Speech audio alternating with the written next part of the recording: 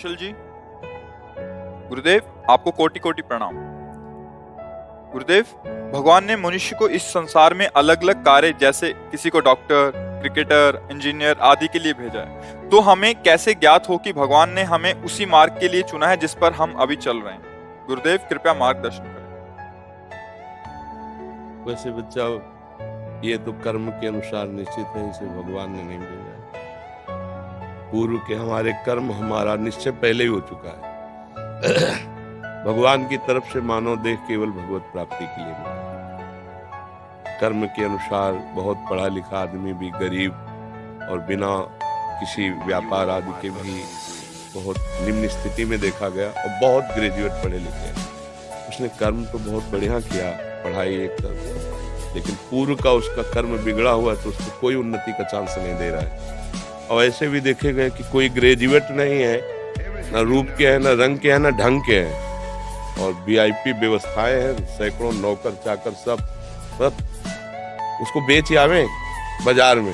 ऐसे लोग हैं, उनको खाने को नहीं है। वो इतना मंद बुद्धि का होते हुए भी ऐसे ऐश्वर्य का भोग रहा है। इसमें कर्म प्रधानता होती है। मनुष्य को भगवान ने भेजा है केवल भजन करके भगवान की प्राप्ति करने।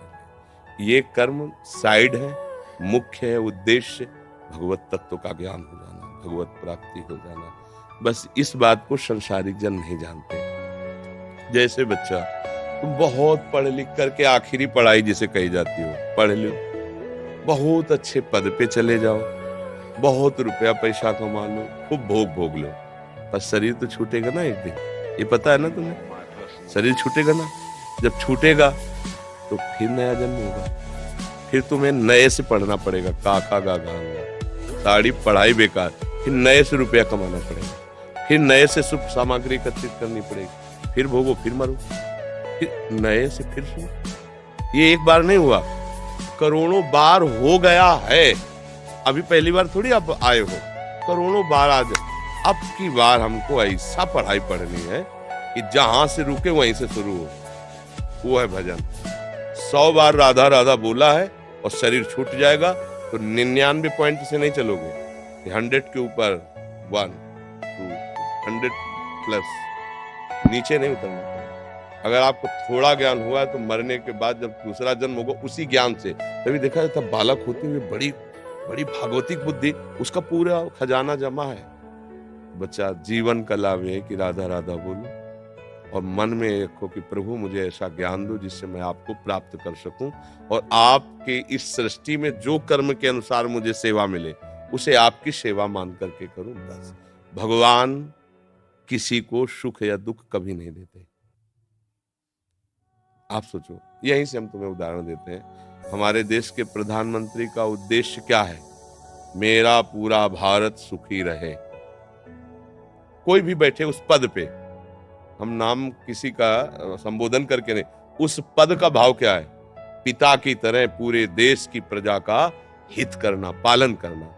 अब उसी पद से बनाए हुए कानून में फांसी की भी सजा है, 20 साल की सजा वहीं से पास हुआ है, जबकि वहां का मुख्य उद्देश्य है तुम्हें सदैव सुखी रखना, बाहर भीतर कहीं कोई आक्रमण ऐसा ना हो पाए कि तुम्हें दुख पहुंचे। पर तुमने ऐसे कर्म कर दिए कि संविधान आपको बख्शेगा नहीं। समझ गए ना? ऐसे ही हमारे भगवान कभी किसी को, वो तो नॉर्मल उदाहरण, कहाँ एक प्रकृति के अंश शरीर में फंसा हुआ जीव कोई भी हो, और कहाँ समस्त प्रकृति का ईश्वर परमात्मा। ये कृति है, उसकी रचना है। कोई भी रचना होती तो रचनाकार तो होता ही ना। इसको कहते हैं कृति, प्रकृति, तो इसका रचनाकार ईश्वर। तो वो इतना दयालु है कि वो किसी को भी कष्ट नहीं दे सकते कभी भी। अब हम ऐसे कर्म कर बैठते हैं कि संविधान लागू हो जाता है। जैसे भारत का कानून संविधान है, आप अभी कुछ गलत कार्य करो तो आपको दंड मिलेगा। अगर आप 18 के नीचे हो तो दूसरा हिसाब है, ऊपर हो तो उसका दूसरा हिसाब किताब है। तो यद्यपि हमारे देश का राजा नहीं चाहता कि आपको कष्ट मिले, पर आपने कर्म ऐसे कर लिए कि अब आपको भोगना पड़ेगा। मतलब वही आपके सपोर्ट में खड़ा है और वही आपके पतन में सिद्धांत की रचना की है। तो कर्म हमारे हमको उन्नति और अवनति कराते हैं। लेकिन उन्नति और अवनति में समान भाव ये भजन दिलाता है, ये कर्म नहीं दिलाता। भजन, अगर आप भगवत भाव में हो तो आपके अंदर सुख दुखे समय कृत्वा लाभा लाभो जया जय, जय और पराजय में, सुख और दुख में, लाभ और हानि में समान भाव रहेगा, ये स्थिति आ जाएगी। और अब हमारा अगला जन्म ना हो, हम भगवान के पास जाए। जैसे अभी परसों हम कह रहे थे कि लोग कहे हमें भगवान की जरूरत क्या है, हमें नहीं चाहिए भगवत प्राप्ति भाई, हमें नहीं चाहिए तत्व ज्ञान। आप अमेरिका क्यों जाते हैं? अच्छा पैसा मिले, अमेरिका से पास हुआ, ये हमारे पास बहुत बड़ी सर्टिफिकेट है। हमारा जीवन सुखमय रहे ना, तो हम अपने माता पिता, अपने देश को छोड़कर दूसरे देश में किस लिए जाते हैं? सुख के लिए। तो हम ऐसे देश का परिचय दे रहे हैं जहां दुख का प्रवेश ही नहीं है, मृत्यु का प्रवेश नहीं है, अशांति नहीं है।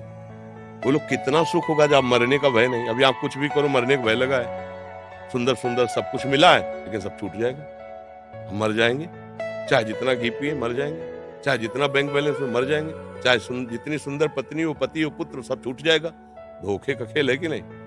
ऐसा एक देश है भगवान का धाम, जहाँ प्रिया जो लाल जो विराजमान, वहां न मरना है, न बिछुड़ना है, न कमाया है, न परिवर्तन है, चिदानंद धाम। तो भैया सुख के लिए जैसे हम विदेश जाने की तैयारी करते हैं, ऐसे महासुख के लिए हम निकुंज देश जाने की तैयारी करें। वृंदावन धाम चिदानंद, भाई रामोपासक है अवध धाम साकेतपुरी, शिवोपासक है कैलाश धाम। भगवान अपने धाम में बुलाकर जीव को कृत्य कर देते हैं। इसलिए बच्चा पढ़ो लिखो, कर्म के अनुसार जो उन्नति अवनति मिले उसमें समान भाव रखते हुए नाम जप करो तो जीवन का लाभ मिल जाएगा। अभी बच्चे हो, शायद हमारी बात ना समझ पा रहे हो, कुछ तो समझ में आती होगी।